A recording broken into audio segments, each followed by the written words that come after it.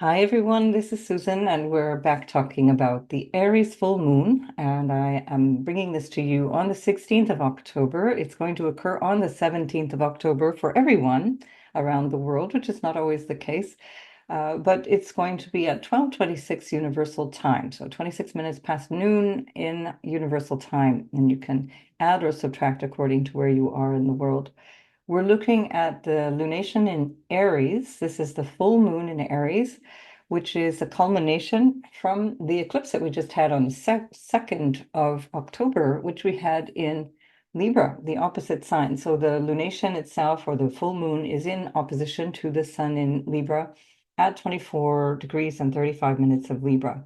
If things are appearing on this screen, it's because I was having difficulty with my trackpad and my son was helping me. We've changed some of the settings and I have to change them back because it's driving me crazy that when I linger with my cursor over things, it thinks I'm double clicking. So we're just going to have to ignore those little pop-ups. If you catch them, they're simply giving you the longitude and latitude of the planet and also the speed. If that interests you, you can have a peek. Otherwise, it's not at all important. So I'm trying to ignore it, so you can also ignore it safely. I'm going to give you more or less the meaning of this rather than the technical details of this lunation. A full moon is always in opposition, and it's highlighting something that is showing us what has occurred, let's say, or what has been brought to attention in this lunar cycle. So it's been the 2 weeks since the eclipse that we had on the 2nd of October in Libra. And this is the culmination point of that. But it also is reflecting back to the Aries eclipse that we had in the spring on the 8th of April in 2024. It's also very strongly aligned with the cycles that we've had of Aries and Libra, whether they be lunations or planetary transits, since the North Node moved into Aries and the South Node moved into Libra in July of 2023. So there's a lot that we're pulling in here from the spring of 2023, or let's say April of 2023, and going forward to March, and in fact, exactly the 29th of March of 2025. So there's a whole lot of things that I'd like you to pay attention to in terms of the timing or the way that you can use this as a continuum or a way of building upon what you've already learned and what you're already exploring with this North Node in Aries. The lunation, of course, comes around every month. It comes around annually. We always get at least one full moon in Aries each year, and it will always be in Libra season because it's in the opposition to the sun in Libra. This time around, it's happening in conjunction with Chiron. So it's a 3.5 degree conjunction, which is pretty tight. That's a very important significator, and we'll talk about all the meanings of that. But also quite powerfully, it is squaring Mars, which is ruling this lunation. And Mars itself, at the moment in Cancer, at 22:55 of Cancer, almost 23 degrees of Cancer, is being ruled by the moon. And that's what's called a mutual reception. There's one of those pokey things again. Sorry about that. So this is known as a mutual reception, which means that there can be some interaction that's quite supportive, even in the course of a square. Now, a square from Mars is tense. Squares are of the nature of Mars, and so that's tense, inherently so. And that requires some adjustment. Mars is all about action. What action are we going to take? So I want to elaborate a little bit how I see this moon and how we can work with that individually. This, of course, can be reflected out in the world where there's going to be, in the symbolism of Mars squaring the moon and especially Mars squaring Chiron, quite a lot of reactivity, what you might describe as emotional reactivity, where this might also be a quite impulsive and a not very conscious reaction to world events. This is where we want to come through in a conscious way and start to understand how we actually feel. This is very much about the symbolism of the moon and Chiron, understanding how I feel, how I am aware or not aware of my emotional nature. So the moon represents our emotions, the mind, the way that we remember things, our overall memory, and what you might describe as the soul, the deeper psychological nature of ourselves. This is in a square to Mars, meaning that there's some kind of an anger or challenge to our sense of peace of mind at this time.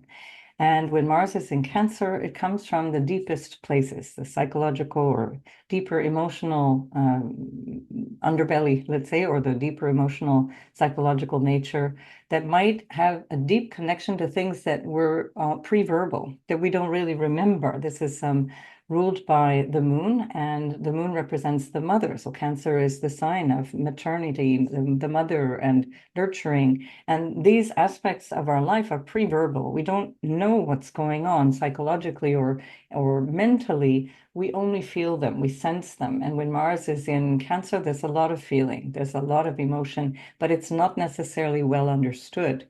A lot of it can be repressed as well, because we don't quite know what to do with that feeling. We don't know why it's happening. Mars in water can be very deep emotional repression. And this can lead to behavior that comes to the surface only later when we kind of analyze in retrospect what was going on.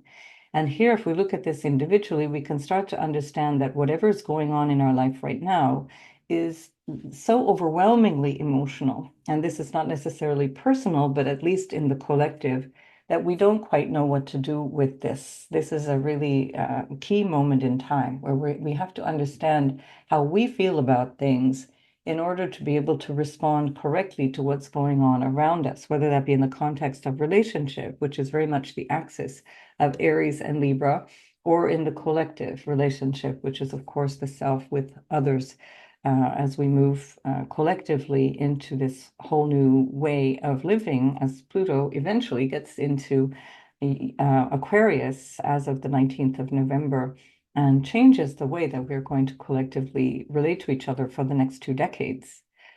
This is all to say that the more that we can be aware of how we are understanding ourself and who we actually are. Remember, Aries means I am. In the psychological nature of astrology, we can see the definitions of these different signs as I am, and Cancer is I feel. And where are we on that spectrum of I am? Who do I think I am?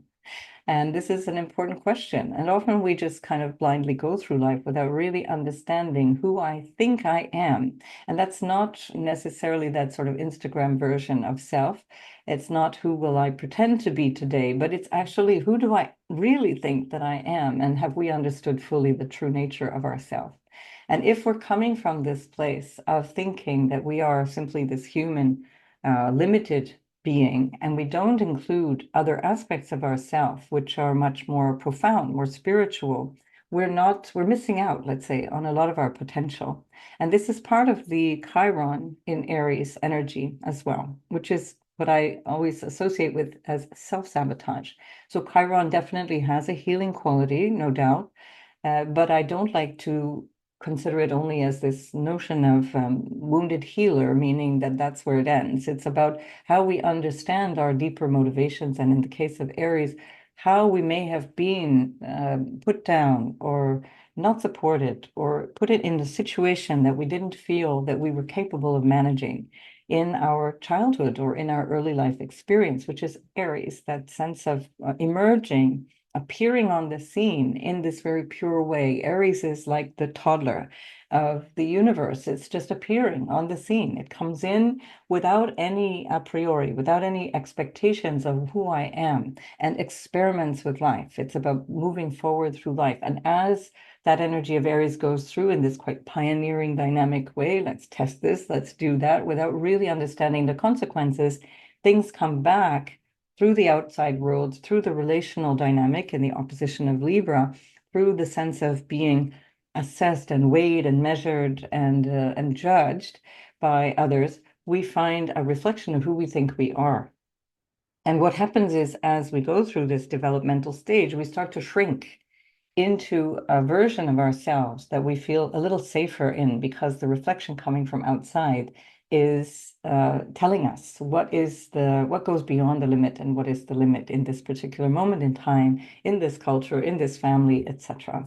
Mars is giving us those limits right now. Mars in Cancer particularly is showing us the limits that we might feel emotionally, or the feeling of resentment around those limitations, and that's what we need to deal with. It's in a building square, or this it's an approaching square, an opening square you could call, that from the moon, and Mars is separating from its square to Chiron. And what that means is that Mars is squaring the midpoint between the two, roughly. It's not an exact midpoint, but it's roughly in the middle of the 2 degrees between Chiron and the moon.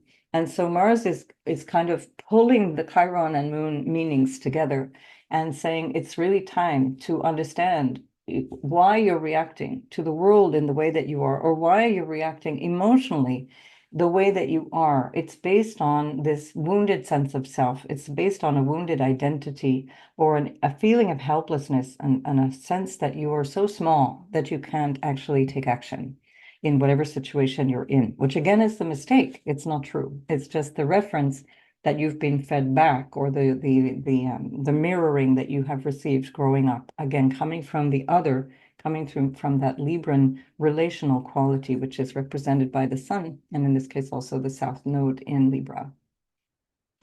So we have a lot to dig into with this Aries energy. Personally, we can do a lot of work on who do I think I am? Have I understood my true nature fully? And the way that you believe you are one or another aspect of quality, but whether it be your personality or your belongings or your sense of identification on some level, including whether that be social or political or sexual or whatever, that will determine how you operate. It determines how you function in the rest of your life. So this Aries quality is extremely important. I've moved my mic, by the way, and so if I keep thumping at it, I'm really sorry, especially for those of you who are listening with your headphones on. So I apologize in advance. I'm trying not to touch it, but it's in my line of, I always speak with my hands, so it's in my line of fire at the moment. And so here we have this quality of Aries, which is all about this notion of self. I am, I exist. And with the square to Mars, it's like, I exist, damn it, I am here, I am something. Now, what do you think that is? And the way that you feel about that is going to be determining how you engage in relationships, how that comes through this Libran quality, how it comes through this sense of the South Node.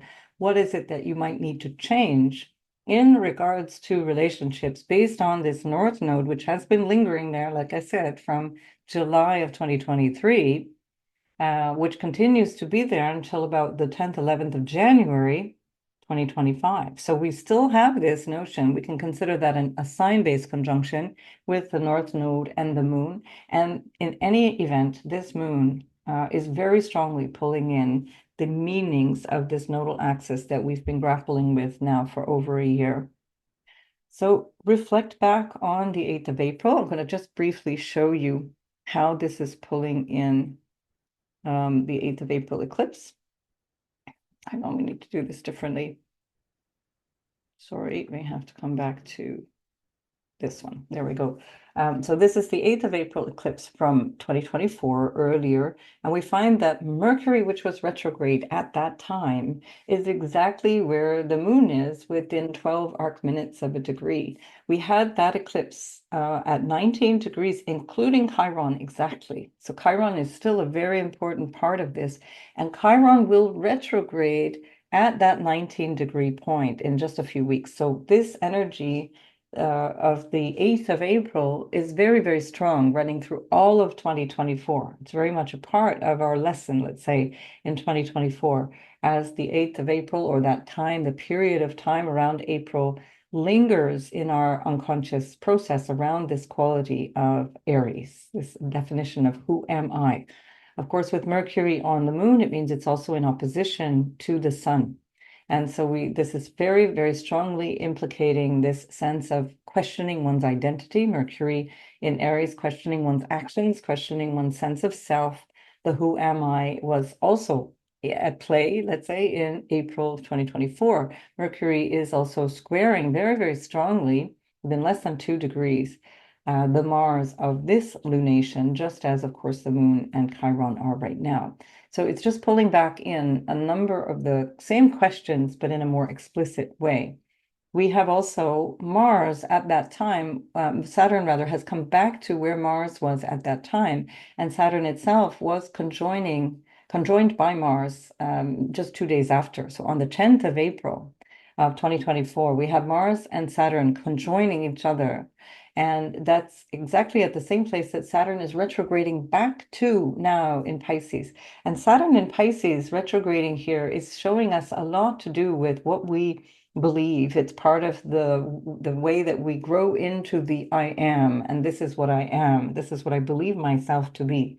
And so if we let's just for the moment take away that eclipse energy and focus here on that Saturn, it's part of the bigger story since March 2023 that we're continuing with Saturn all the way through the month of June, when Saturn then finally moves into Aries, again focusing on that self or the identification and the individual needs and sense of self, but also then continuing when it goes back into Pisces, will continue its journey in Pisces through the rest of 2025 and into February 2026, when it finally emerges back into Aries with Neptune. So both Saturn and Neptune are moving into Aries. First Neptune in April, then Saturn in June. We'll talk about this in another video. This is not the purpose of this particular video. I just want to get that message out so that we're really going to start to focus on who do I think I am in a huge way coming up in the years ahead. And that understanding of self, I believe, is what is going to make the difference between how we, let's say, whether we cope well with what's going on in the world at large, and in, of course, in our reaction to that, as Mars is showing us very strongly today. And that's going to be a long-term situation because Saturn will be there for 2.5 or 3 years. So it's 2.5 years spread over 3 years from the early part of 2025. And that will also include a very long transit of 14 years of Neptune going through Aries. So there's going to be a lot of opportunities to really ask this question, who am I? Who do I think I am? Which is a fundamental way of relating to life itself. The way that we believe we show up in the world, the sense of who am I, is imperative to understand, to be able to be clear how you take action in this world. Your level of confidence or lack thereof, your sense of the true self, capital S self, or a confusion around that, all of those things will make you more or less easy to manipulate, more or less easy to find happiness in your own skin, more or less easy to fit in relationships in different ways. And I don't mean fitting in by compromising. I mean, how do you belong in relationships? How do you negotiate relationships? And so we have this Mars in a square to all of that, which is suggesting that a big part of this energy is about how you might feel threatened in your identity or how you might feel unconsciously unsafe in terms of your psychological or emotional foundations. And this is very strong right now. And this is something, again, which I do feel represents this very long, century long, more than century long sextile between Pluto and Neptune, which is about psychological manipulation, which is about the manipulation of the powers that be in terms of propaganda. And if we just bring it down to the more everyday level, marketing and how we can be influenced or not. So that Mars is pushing against who we sense ourselves to be in these bigger contexts. And it might feel really uncomfortable for some people. The Mars as well is on its own going to continue that journey through Cancer, and it will be missing the Mars in Cancer. Mars will be, in fact, in Leo. No, not true. Mars will be back in Cancer at the next Aries eclipse on the 29th of March. So Mars goes back into Cancer after moving into Leo at the end of October, beginning of November. It comes back on the 6th of January, back into Cancer until the 18th of April. So this questioning around Mars is coming back. And Mars will, in fact, station at 17 degrees of Cancer, station direct, and move back finally into Leo. And I think that's at the end of February. So all of that to say that we're in for a very long journey of this questioning of self, this need to understand who we are in the context of a wider world. If we look at Cancer as symbolizing also our sense of allegiance to a family identity or a political identity, a national identity, a people, if you like, or a land, this is also part of that story. Who am I in all of that? How might I feel emotionally triggered around all of that? And am I in control of my mental faculties when I'm emotionally triggered? So one of the solutions here when we talk about needing to take action is to calm the emotions. So Mars in Cancer requires a regular reflection on how we're feeling.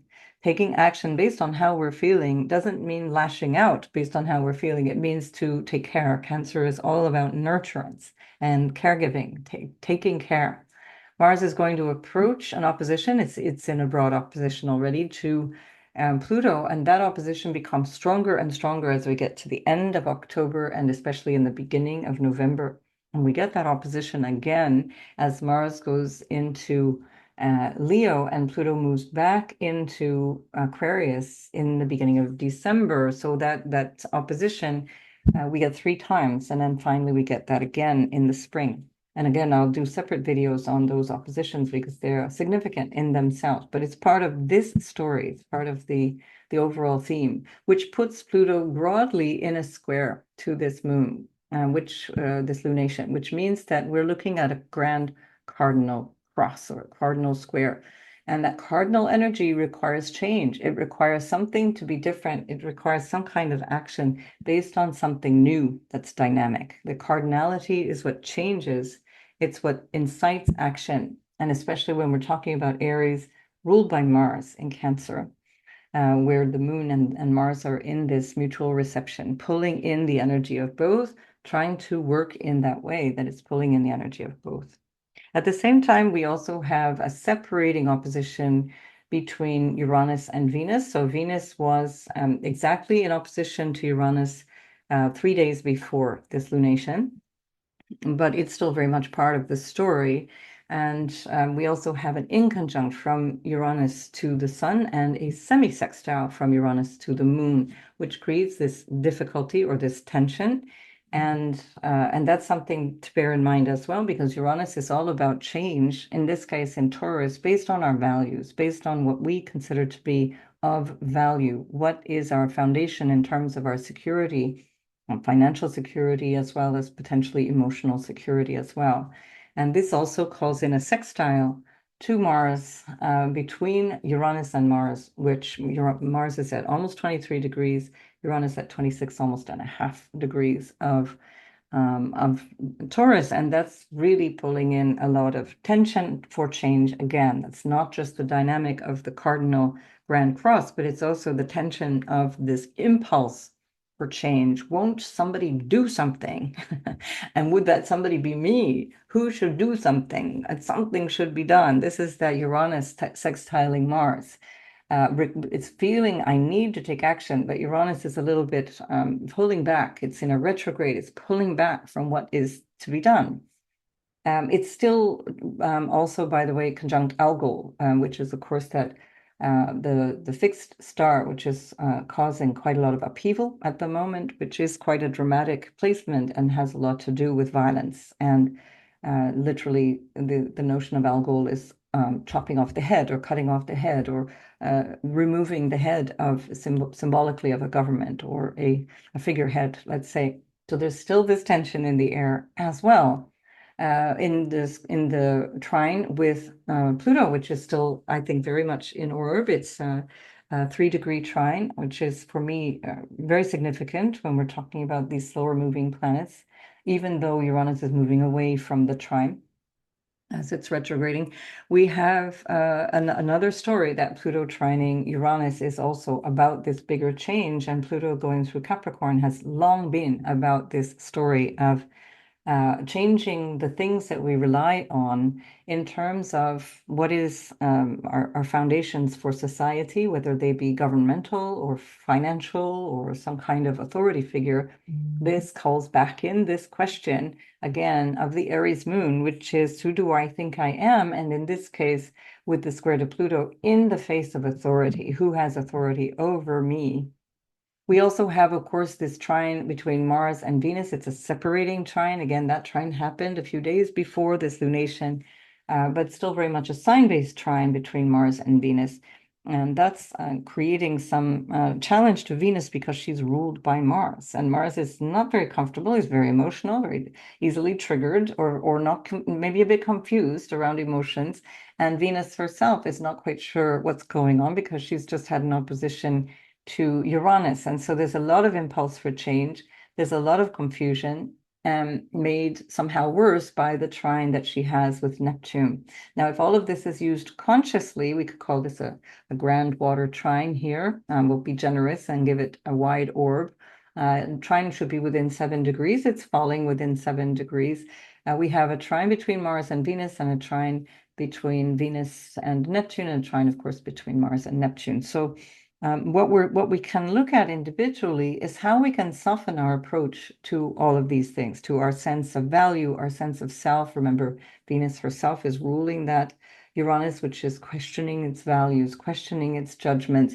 The South Node is ruled by Venus, which is also another way in Libra of talking about what it is that we find just and fair and harmonious, and how do we connect with people? How do we blend? How do we merge with people? So all of this is coming from a deeper questioning of motivations that are really bubbling to the surface from a very confused and unconscious place. So although this is a cardinal grand cross and some people might become very reactive, I suggest that you try to sit still with this energy, especially around the full moon. Great time to sit still and meditate and reflect on these things that become illuminated in the Aries house in your chart, which we'll talk about in a minute, and to acknowledge that there's something that is not yet clear, that the action itself is not yet clear, to understand from the place of who do I think I am in my life and in the context of the world, what does it mean to be me? What does it mean to live? What does it mean to exist? I am, damn it. And what does that represent to me? And then finally, we also have this very generous trine. Again, it's a retrograde Jupiter. Jupiter itself, not entirely happy, but it is a lovely trine from Jupiter to the sun. Sorry, again, we'll have to click away from there. Jupiter trining the sun. It's a separating trine. Jupiter is also in a sextile to the moon and a sextile to Chiron, which is actually building to a sextile. Both of them are retrograde. And so this also calls in that Jupiterian wisdom. In Gemini, Jupiter is a source of upliftment. It gives an optimistic twist on things, even when it's not in a good mood, even when it's not in a great place. That Gemini quality can, the Gemini quality can bring some sense of ease and a genuine friendliness, a genuine complicity that says, we can figure this out.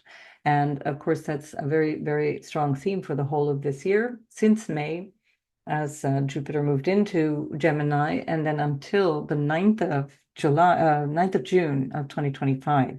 We've got a long way to go with these energies, which we're slowly trying to figure out. But at this moment, we're being deeply provoked that it's in a way that may not be very clear. What do we actually do about this? And if we look at little Mercury, we find that Mercury is not entirely sure what to do either. Mercury is in a challenging position here in kind of limbo.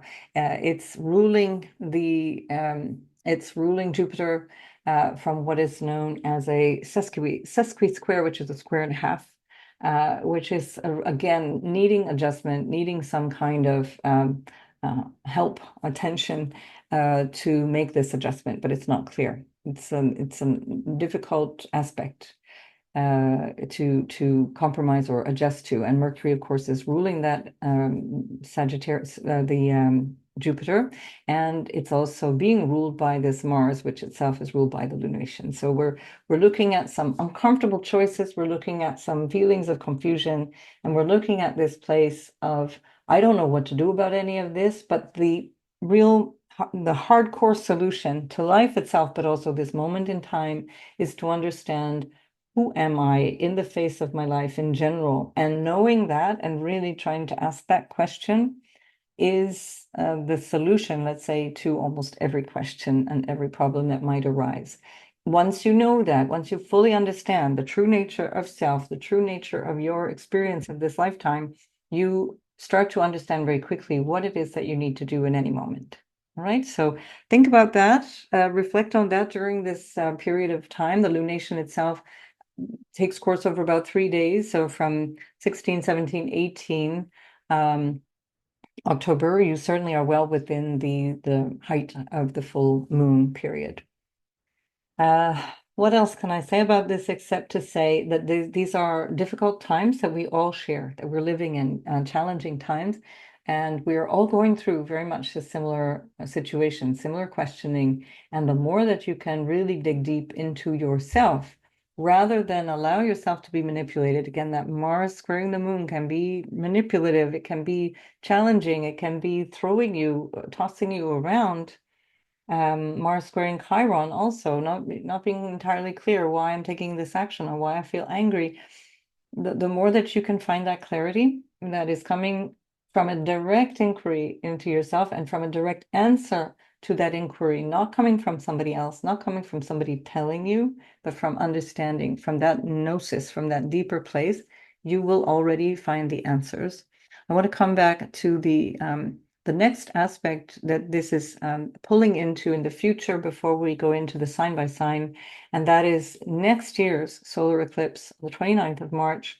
That is going to be at 9 degrees. So we have a new moon and therefore a solar eclipse. It's the sun itself that's eclipsed by the moon, with both Venus and Mercury in a retrograde phase. Venus is at the point of the North Node. This is a very significant energy that we're getting really from the end of January of 2025 that keeps calling in 27, 28 degrees of Pisces, where we find Neptune today. And so there's something here that you also want to pay attention to wherever you might have that, and especially if you have it in Pisces, but any mutable sign, particularly if you have Pisces, Gemini, Virgo, or Sagittarius, 27, 28 degrees, or a degree or two before or after that, you will be feeling this influence for weeks and months to come. Equally, if you have anywhere from about 6 to 12 degrees of Aries or Libra, or for that matter, Cancer or Capricorn, you're feeling this lunation, this period of time around the eclipse very powerfully. But we've already been grappling with these things. We have the North Node currently today at 6 degrees, 36 minutes of Aries. So we're not far away from that energy. It's something that is coming in a new way at that 9 degrees. 9 degrees is the number of completion. It's the number of something that is about to change. It's a precipice of change. 9 moves into 1. So from 9 goes to 10, we drop the 0 and we go into 1. So there's a lot here in this very moment that is calling in the months ahead. And I just want you to have a think about all of that what you know about yourself, how you learn about yourself, how you shed any feelings of identity that are holding you back. Again, meaning that self-sabotaging quality of the self-doubt or the self-limitation that can come from Chiron and Aries. The more that you can shed all of that and let it go, the more you understand how you need to take action. And as Mars goes forward into Leo, you'll start to feel that this pressure or this unconscious pressure becomes something that you can manage and actually take action on. As Mars goes into Leo, it gains a bit of dignity, no special dignity, but it gets a little easier, let's say. Um, and by the way, that will also trine the North Node at the time that Mars moves into Leo at the end of October, beginning of November. There'll be several weeks, in fact, 3, 4 weeks, where Mars is trining the North Node at that point. So lots of dynamic for change, lots of dynamic for you to take action. Leo also representing the sense of self-expression, not in terms of who am I, but how do I create? How do I do something with who I am? Right, let's have a look at these very, very briefly. I'm going to have a look because I have an appointment coming up. I'm going to have to be really fast going through these, but it's just to give you an inkling of what is coming up for everyone. I'm going to start with Aries, and we're going to go through the zodiac really quickly to say what's going on. Here we go. So Aries, Sun, Moon, and Rising sign, we have a lot going on for the last year, over a year for you, that has to pull you into yourself, that is really about how I'm operating in my world. How do I fit into my world? Now, that's an Aries question for life. That's something that is, anyway, part of your existential reason for being here. It's part of your life story. And so you can start to realize how who you think you are is affecting yourself in relationships and the relationships themselves. What aspect of relationships do you need to change? What aspects of your relationship to self do you need to change? This is also being driven by the Mars in your fourth house of the unconscious or the psychological placement in your chart, where Mars is actually talking to you unconsciously through what you might feel you are frustrated by, or what feels unsettled, or what feels threatened, coming through things that might be unconscious, or coming through things that might actually be around the nature of where you live, or how you live, or the people you live with, or your family, the family of origin. This can also be just on a literal level, that you have things that you've got to do around house and home and property, buying property, and so on. Any of those things are possible at this time. But fundamentally, Aries, you're the one on the hot seat. And this is a time for you to be in some kind of energy of enlightened self-interest, as we all should be, and wherever Aries is, but especially true to understand who am I, and to not operate from this more limited sense of ego, but really to operate from this place of understanding who am I in my life, and how does that impact the rest of my life. All right, Aries, so good luck with that, and I'll see you in the next video. Taurus, this is happening in your 12th house, so very unconscious aspects of this understanding of self. This is certainly, it has been a long journey here with Chiron already there in your 12th house for the last 7 or 8 years or so. And yeah, 7 years, I guess. And this is also something that is affecting you since last July with the North Node there. So there's been a lot of churning in that background that is questioning, who am I? What is my relationship perhaps to death? Also, what is my relationship to letting go? What is my relationship to the world beyond? The world behind my eyes. That can be a drive for more spiritual awareness, or a sense of a bigger notion of who you actually are. So Venus, it rules your first house. She also rules your sixth house, where we find Libra, and that's where we find the sun and the south node. And so this has something to do with your everyday life. So there's an aspect of this that might reflect on any aspect of what you think you really are, affecting your sense of what might undermine you in your everyday life, including in work, or where you might find that you are there's a weakness around how you show up in your everyday life, that's based on an issue around identity, or an issue around the way that you conceive of your individuality, your individual actions. This lunation, this full moon, is ruled by Mars in your third house. It requires a certain amount of awareness through thinking, through communication. The third house is also about your willpower and your local space, siblings as well, neighbors, cousins, the extended family, the people that you hang out with. And the third house is a lot to do with choice. How do you choose?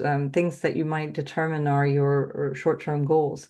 And Aries and Mars combine very beautifully with the third house to understand what are my goals. And it looks here like with the Cancer, that there's some goals that you have that might relate to your family, or to issues that have to do with emotional security.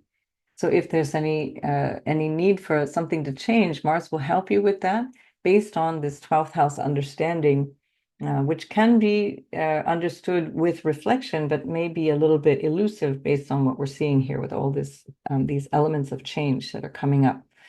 I'm trying to keep these really brief, so I'm trying not to go deeper into all of these things, but just to wrap it up by saying, with Mars in a square to Chiron, you may have to realize certain things about the way that you choose, the way that you take action, which have not necessarily been in your own best interest, or the way that you are expressing your emotional nature, or even your verbal expression, that may not have been in your best interest, and that now you need to adjust at this point. So good luck with all of that, Taurus. I'll see you in the next video.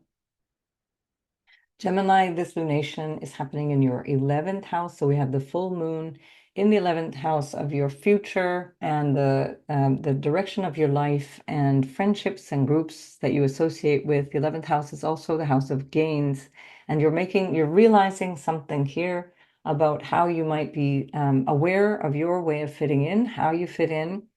Gemini is quite unique in that way. That's one of the qualities of Gemini that allow you to be quite a social butterfly, is that Aries actually is on your 11th house, ruled by Mars, which allows you to kind of duck and dive in social groups and feel quite independent and not necessarily tied down to social opinion or social groups. So this can be working in your advantage, where you really start to understand who am I and how do I show up in society. And we find that with Mars in your second house, there will be something to do with your values or perhaps around money. And again, this is the 11th house of gains as well as the second house of the worth, but also the things of value that you hold, your wealth and potentially income as well. So there might be something here that's tied into earnings as well as what might be very unconsciously around your sense of value and how you go through the connections that you draw into or what you feel is important in your way of expressing yourself socially based on those values. This may be a frustrating time because sometimes it can be where when Chiron is in the 11th house, it's difficult to find your place. It's difficult to know how to fit in. And this may be one of those times where you're becoming very aware of that. And this will depend on your natal chart. You do have a lot of support, though, with Jupiter going through your first house if you're in the rising sign, or connecting with your sun or moon if that's you, with a Gemini sun or moon. So this is quite a journey that you're on, but it's based on something that you're realizing in terms of how you show up and who you are out in the world, who you are also in relationship to what you can glean or receive from other people, and how that might show up in your pocket as well with Mars in the second house. So I'm going to leave it there, Aries. Sorry, Gemini. We're going really quickly through these, and you'll see lots of other posts that I've done, especially around the bigger, slower moving planets like Jupiter, that is in your first house. You can learn more about that from those videos. Cancer, Mars that is ruling this moon is in your first house, and it's ruling your 10th house where the moon is with the North Node and Chiron. So this has a lot to do with how you appear out in the world. This can be around ambition and drive, especially. There can be something to do with your career potentially. If you're not working any longer, it's about your sense of how you show up for others outside the home, how you connect with your ambitions and your goals. Maybe there's a feeling of frustration around that. Maybe there's some awareness of how family might influence that, or how you're relating to your emotions and how that might influence all of that. With Chiron having been up in the 10th house for many years now, 6.5 or 7 years already, you have this very strong influence of perhaps a learning or growing around confidence, around how you show up, and the sense of who am I is being asked in terms of your role, your social role. Who am I to the world at large? Who am I when I step out my front door? Who am I when I'm not hiding in my shell?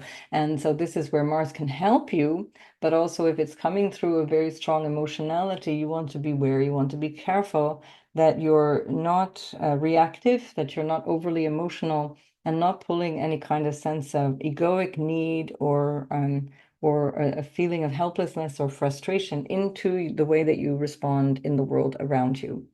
So we'll leave it at that for now, Cancer. Make the most of this full moon. You are ruled by the moon, so very important always whenever this function of the moon.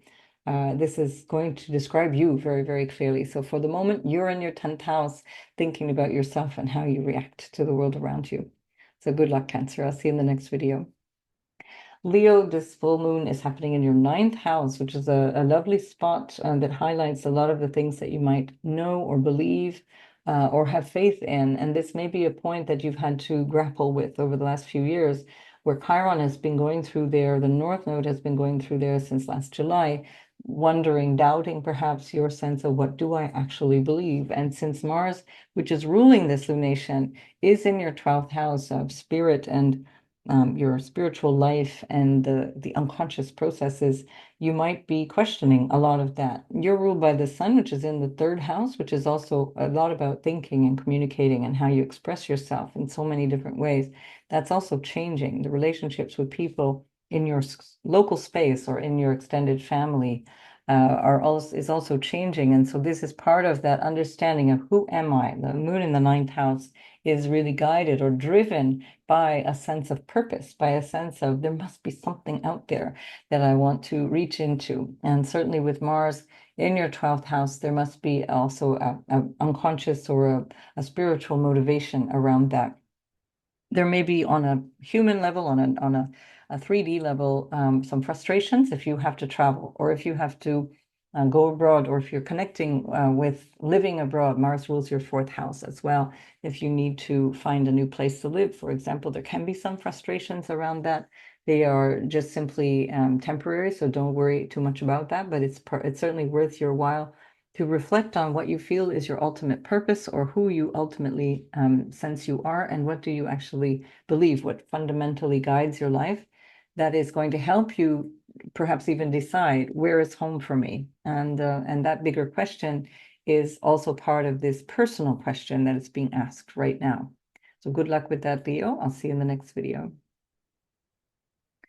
And Virgo, we have this moon, this full moon happening in your eighth house. There's a deep intimacy or an understanding of a deeper nature, a deeper psychological self with the moon and Chiron together in your eighth house with the North Node. The North Node, of course, has been pulling your attention there since July 2023. So it's a big deal for you now becoming aware. Who am I in my intimate life? Who am I in the space of understanding myself in the context perhaps also of family struggles or family trauma or family secrets, family issues? Who am I in the face of fear or challenges? And of course, Mars is in your 11th house, that is reflecting your future. It's reflecting the groups and people that you associate with. And maybe you're recognizing that aspects of your future, or the people that you hang out with, or even the way that you earn money and how you might gain in income might be changing. The 11th house also represents older siblings, and we do have also Mars in your house of siblings. I'm sorry, Mars ruled Mercury in your house of siblings, because your house of siblings is ruled by Mars. It's Scorpio. So there may be something there about siblings as well for Mercury, for Virgo. Mercury is your ruler. And so Mars is very important at this moment for the lunation, and Mercury is ruled by that Mars. So this might also entail something about cousins or siblings, family stuff as well. What to do about all that? Nonetheless, it's also a very important axis. The second house and eighth house is an axis of money and your value. And what is my value? What do I share with others? How do I share that? What you do or how you share things is also based on how you feel about yourself. So this Chiron and Moon configuration are going to show you something about how you may need to stand up for yourself a little differently to get different outcomes in the second house of money and value. So that can extend to how you deal with relationship issues. And again, the second house is a reflection of family in general as well. Um, so yeah, good luck. I'm not going to go into too many details. We have lots of other videos coming up to elaborate on the slower moving planets. But just to say that the focus for you right now is to try and figure out yourself in the face of intimacy, in the face of things that may feel a little bit alien. They're bubbling to the surface, but they feel a little bit confusing. And that is going to be based on your overcoming any sense of limitation or inadequacy in the eighth house area. So find out the truth of who you are. That eighth house is about being bold and fearless. Good that you have Mars there. It's about really understanding the mysteries of life as well, even the occult stuff. So this also can be very, very helpful for you to realize a certain affinity or even a skill with the moon in the eighth house, deepening your psychic connection or your connection to what's going on a little bit hidden beneath the surface of things. All right, Virgo, good luck with all that, and I'll see you in the next video. Libra, this is your seventh house where we find the full moon, and the full moon here is elaborating something or showing you, highlighting something about relationships for you. This has been a huge theme in your life since July of 2023.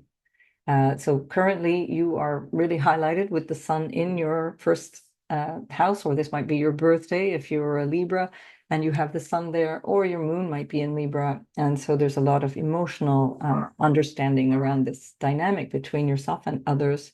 With Chiron in the seventh house and the North Node in the seventh house, you've been putting a lot of attention on how you show up and with whom, and how you might need to heal the way that you are in relationships.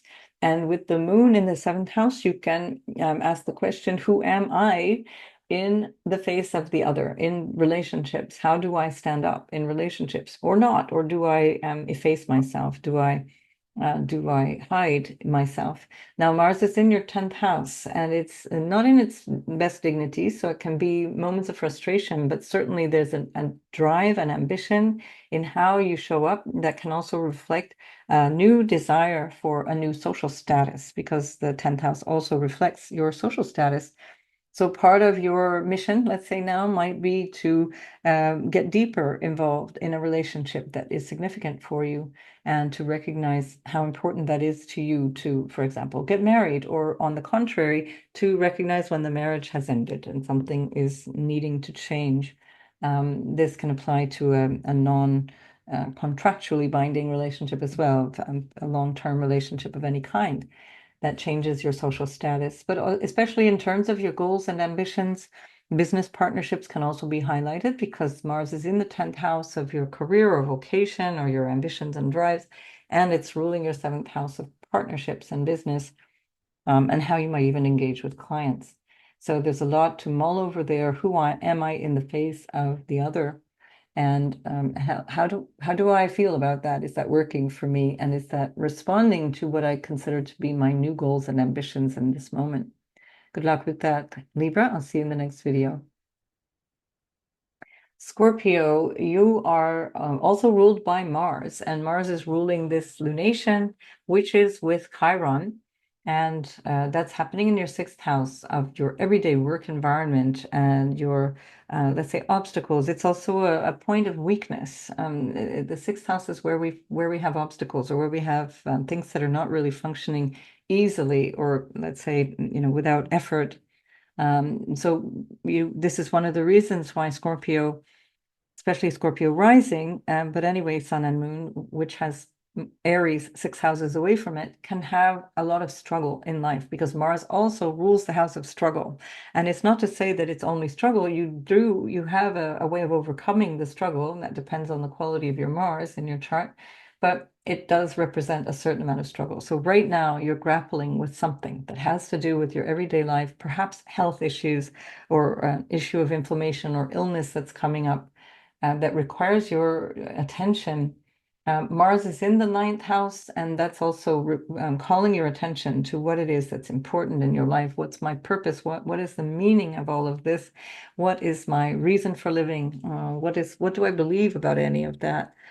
Something here is changing, because we're anyway looking at this axis of the North and South Node in the sixth and 12th house, so that issues around health, issues around spirit and what you believe, issues around how your connection to the other side or spirit or whatever has influence on your day-to-day life, and also on your health. This is all being tested at the moment. It's a point of choice, and the Mars is in the ninth house, asking you to choose based on what you feel is your highest understanding of life, your higher value of life. And with this lunation with Chiron, there's a definite need to heal on one level or another, whether that be psychological, or on the ego level, or on the level of the physical body. The moon represents the physical body. There's something that needs to be healed based on a new choice, which is based on an identity that you have around yourself. Mars, of course, is your ruling planet for Scorpio, and that Mars in the ninth house gives you a broad perspective, gives you a lot of opportunities to think big and think long term, think from a higher place, so that your healing will come through also healing this understanding of your role in your life, and what life is all about to you. The ninth house also represents the father. And so there may be some issues here that can be reflected upon in terms of your relationship with the Father, or God the Father, if you want to describe it in the bigger terms, or father-like figures like teachers and so on, that can affect your everyday life. So I'm going to leave it at that, Scorpio, some food for thought. And you're well equipped with Mars in the ninth house to give you some fantastic inspiration as we go through this full moon in Aries. And Sagittarius, the full moon is in your fifth house of your self-expression, your creativity, potentially children as well, or things to do with children, things to do with knowledge and understanding of things that are education based. It's also the house of students in the fifth house. It's also about sports and other activities, hobbies, and things that you might like to do. But most importantly, with the moon and Chiron together in your fifth house, you might be needing a boost to understand a little bit more about what you need in terms of how to be happy. The fifth house is where we show up in the way that makes us feel happy. And the fourth house is where we realize what we need to be happy, and the fifth house is what we do about that. And so that area of happiness may show up in terms of love affairs or in terms of relationships and understanding your role in relationships, understanding where you yourself need to perhaps make some changes. You've got your ruler Jupiter in your seventh house at the moment, so there may be some significant changes in relationships for you at this time. And Mars, which is ruling this full moon, is in your eighth house at the moment, which is all about intimacy in relationships. It's also about what you share in relationships. It can also reflect things that frighten you and things that are a little bit scary. For Sagittarius, that's in Cancer, so emotional intimacy can be a challenge for Sagittarius. It's easier to gloss over things, be a little bit glib and lighthearted than to actually go deeper in. But Mars is asking you to go deeper into issues to do with family, with emotions, with your truer sense of what you need to feel secure emotionally, psychologically, perhaps also sexually, as Mars rules your fifth house of sex as well. The sex can be in the eighth as well as the fifth. It depends kind of what you're doing about it. And so we have this Chiron moon aspect, which is asking you to heal whatever it is that seems to be holding you back in terms of your identity, and how you allow yourself to show up or not, and to what extent that feels authentic, because Aries is about authenticity. It's about, take it or leave it. This is who I am. This is how I show up in the world. So that's very much what the North Node has been asking you to do all of this time since July of 2023. So good luck with all of that, Sagittarius, and I'll see you in the next video. Capricorn, you have this moon showing up in your fourth house of home and family, of your property, perhaps also physical, as well as your sense of the land that you live on or the people that you come from, the place that you feel comfortable in, the place that you call home. But this can also be your psychological center. So this is a place where you understand yourself from in a deeper level. We have Chiron with the moon there. Chiron has been there in your fourth house for some time, which means that there has been some challenge around these aspects of your life, including psychologically, or a feeling of being settled, or a feeling of having to constantly grapple with issues of chironic nature, healing and difficulties and self-undoing, self-destruction, self-sabotage with Chiron in the fourth house. Now the moon is highlighting something around that, asking you to heal that, and it's coming through relationships. So we find Mars in the seventh house of relationships, how you're grappling with relationships. Mars is very dignified for Capricorn. It's your exaltation ruler. So Mars works well for you. But Mars in the seventh house is a little dodgy because it can incite some frustrations. And that might be where you find that there's an emotional reactivity that's coming to your attention here, where the moon and Chiron are in the fourth house. So there's certainly some questions that might be personal, but also professional, as the sun itself and the south node are in the 10th house. So you might be starting to doubt your ambitions and your goals and what it is that you want to do. That is highlighting something that makes you feel unhappy, that makes you feel not quite yourself or not quite in place where you are at the moment, where the moon and Chiron are showing you that you're realizing that there's some aspect of your own happiness or your own feeling of being settled and being secure that is not working for you. Maybe there's a need for change in the relationship pattern that can also be not just marital relationship, but also business partnerships, important relationships of all kinds, even friendships, because Mars is ruling your 11th house of groups and associations with people around you. So Capricorn, yes, yet another thing to try and figure yourself out. It's one last time. This is the last time that you're going to have a lunation in your fourth house where Pluto is still in your first house. So you're moving on from that, and there's a big change underfoot for you, Capricorn. So just about another month to go, and you're going to be finding a little bit of relief from this pressure. Figure out, who am I now in this moment? What do I fundamentally need to be happy? What has Pluto shown you about how you need to show up differently? What is Mars showing you about how relationships are working for you? Where you are on the issue of assertion or aggression, or even potential for violence within relationships of all kinds. And is that working for you? You'll find out from the answer that you get by checking in deep inside with that moon and Chiron in the fourth house. This can involve family, of course, uh, based on all of what I've just said. Right. So Aquarius, this is happening in your third house. This is an awareness, let's say, of your choice point or the way that you think about things. The third house is the house of the mind, and that's why the moon actually finds its joy in the third house, because the moon's always changing, the mind is always changing. It's about new and novel ideas. This is also why Aquarius is like Aquarius is, because Mars rules the third house. You're very dynamic in terms of ideas and motivations and willpower, lots of options for novelty and change, which is a very Aquarian trait.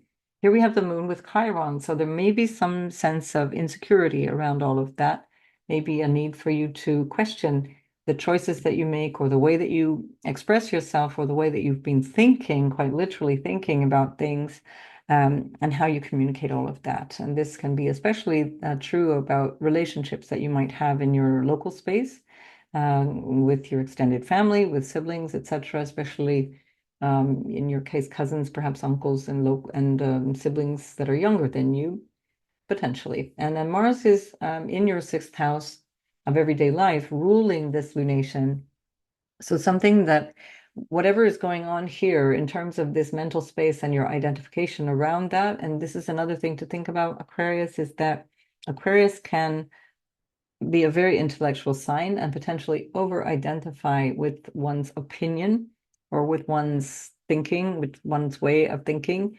And this may be something that shows up as a conflict in work or in the way that you are engaging with colleagues or even employees. Mars is ruling your 10th house from the sixth house now, and it's also, of course, ruling your third.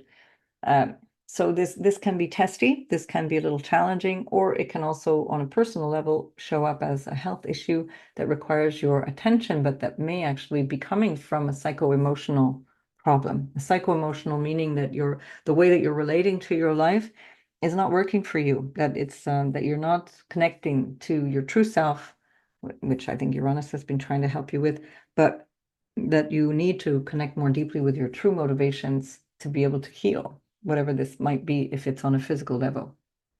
Right. I hope that was helpful. A little bit of a ramble, but there you go, Aquarius. Good luck with that, and I'll see you in the next video. And Pisces, this lunation is happening in your second house, where you've had the North Node and Chiron for quite some time. This is a reflection of your values in general, but also your the stuff that you have, your money, income, how you might earn that, how you might need to deal with that. With Chiron there may have been some insecurities around that. Chiron may even have seen you do some things that were not in your best interest, because Chiron can show us where we sabotage ourselves. And again, if you go back to the introduction, I'm talking about the sense of what I feel about myself. How do I, what do I consider my true self to be? The moon is also the body, in the house of the body, the second house, and that also can represent issues of physical health potentially, because it's with Chiron. So there may be something that you're becoming aware of that needs attention, and that you're able to deal with Saturn in your first house. That is part of perhaps the maturity or the need for restructuring your life based on that Saturn, as the moon is in the second. This can also show you something to do with how you share resources with other people. how you might cooperate financially or need to be more self-sufficient or maybe be more self-conscious or what's the word? Um, Self-interested in a helpful way to take care of yourself first, pay yourself first, as it were, recognizing that whatever you're doing is of value and trying to find that value, trying to understand that value. Your exalted ruler is Venus. She's up in your ninth house, but she's also ruled by this this Mars, which is in your fifth house. It's trining you by sign, but whether it's sun, moon, or rising sun, it's trining Pisces from Cancer, trining that Venus up in the ninth house. So these are very supportive aspects that can also show you that there's some aspect of yourself that has to be a bit more visionary at this moment, a bit more creative, and that Mars in the fifth can express something to do with either um, entrepreneurial stuff or artistic or creative impulses that you want to express. That can be quite literally. The second house is also creative, artistic stuff. With Mars in the fifth, it's about making that real, making that more dynamic. And then, of course, with the ninth house stuff, it can also be about teaching something, teaching whatever that is, or bringing it out there in a harmonious way. So I would have to see your natal chart to know that for sure. But these are ways of seeing yourself in such a way that it pulls in a creative way of working so that you understand better your true self, your true nature, the value of yourself, Pisces. This is a part of the Piscean quest anyway, especially as Saturn is there, but also because this lunation is in your second house. It's a big question for the moment. How you are engaging with other people is changing. There's something that you're shedding. You're letting go of ways of being with other people, whether that's in intimacy or in shared resources. Also, the eighth house has to do with fears, overcoming them, deeper psychological stuff. And so you become aware of how you might be able to stand on your own 2 feet. This is the North Node in the second as well. And to work a little bit more constructively with that without worrying about the what will they say, what do they think about me, which is that South Node Libra in the eighth house. Right. So there we are. I think we've come this far and we've said what we needed to say. And I wish you every success. Thanks for listening. And also, especially, thank you for liking and subscribing. If you're new, by the way, yes, thanks for being here. And if you're here again and again for my videos, I really appreciate your support. I really do appreciate your comments and the way that you show up for me in the comments. It's very heartening. So much love to all of you at this Aries full moon. Bye bye.